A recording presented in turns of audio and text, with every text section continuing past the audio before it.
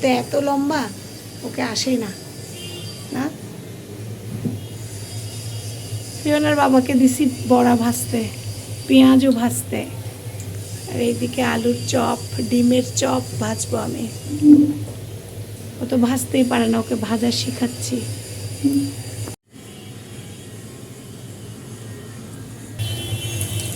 এই কথাগুলো তো উঠে গেল আমাদের। আচ্ছা, অসুবিধা নেই, আমরা বড়া ভেজে ফেলতেছি, তারপরে আলুর চপ ব্যাটার, এগুলো ডিম, কিন্তু ডিমের চপ, ভেতরে ডিম, এগুলো পাশেরগুলো আলুর চপ, আর এইটা ব্যাটার আলুর চপের। এদিকে কি হচ্ছে, বড়া উল্টে দিব, হয়েছে। বেগুনি ভাজি, যে ব্যাটারে ডোবালাম, বেগুনির এটা যত পাতলা হয় বেগুনিটা তত কি হয়, মজা হয়।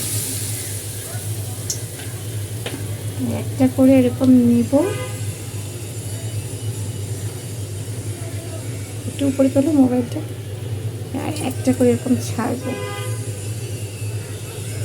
বেগুনি মুখরোচক খাবারের মধ্যে বেগুনি কিন্তু খুবই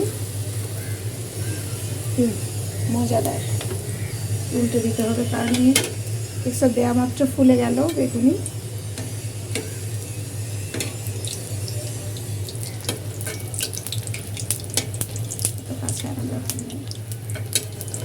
বেগুনিটা উল্টে দিই, উল্টে দিলাম বেগুনি,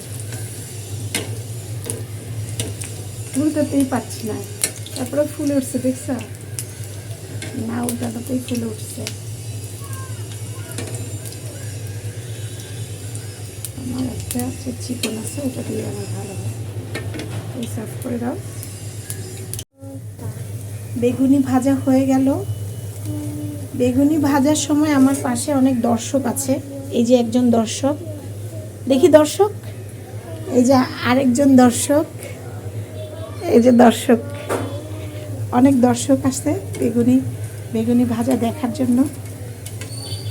দর্শককে আমি ডেকে নিয়ে আসি নাই, দর্শক আসছে দেখার জন্য যে তাদের মা কি ভাজাভাজি করে, বেগুনি ভাজাভাজি করে, সেটা দেখার জন্য। তো বেগুনিটা ফুলে গেছে, আমি বেগুনিকে মাঝখানে মাঝখানে ফেলে দিছি, এরকম এত পাতলা পাতলা করে করছি। একদম পাতলা পাতলা করলে বেগুনিটা একদম ফুলে উঠে।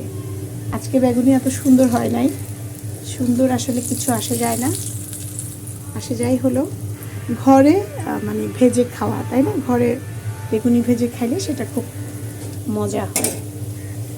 আরেকটা একটা করে দিয়ে দিই, চুবাই চুবাই। বেশি পাতলা করতে গিয়ে হয়েছে কি, ওটা বেগুনিটা পাতলা করতে গিয়ে একদম ছুটে ছুটে আসছে আর কি। পাতলা করলে এরকম ফুলে ওঠে বেগুনি। বেগুনি ভাজি করতেছি, একদম ফুলে ফুলে উঠতেছে। আমি সবসময় বেগুনি ভাজার সময় একটা কাগজে তুলে নিই বেগুনিটা, যাতে কাগজটা আমার বাসার ভাজা বেগুনিটার তেলটা অ্যাবজর্ব করে নেয়। যে আমার বাসায় বানানো বেগুনি দেখতে যেমনই হোক, ফুলে উঠলে কিন্তু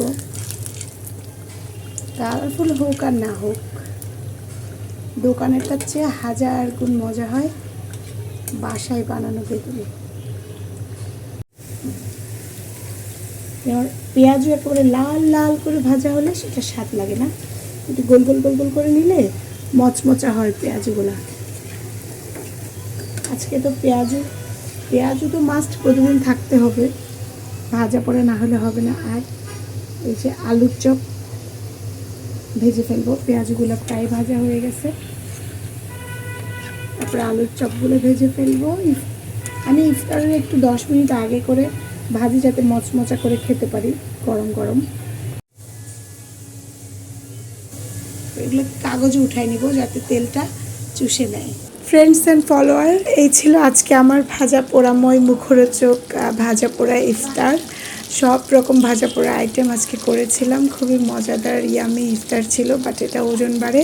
সবাই ভালো থাকবেন, আজকের মতো রান্নাঘর থেকে বিদায় নিচ্ছি।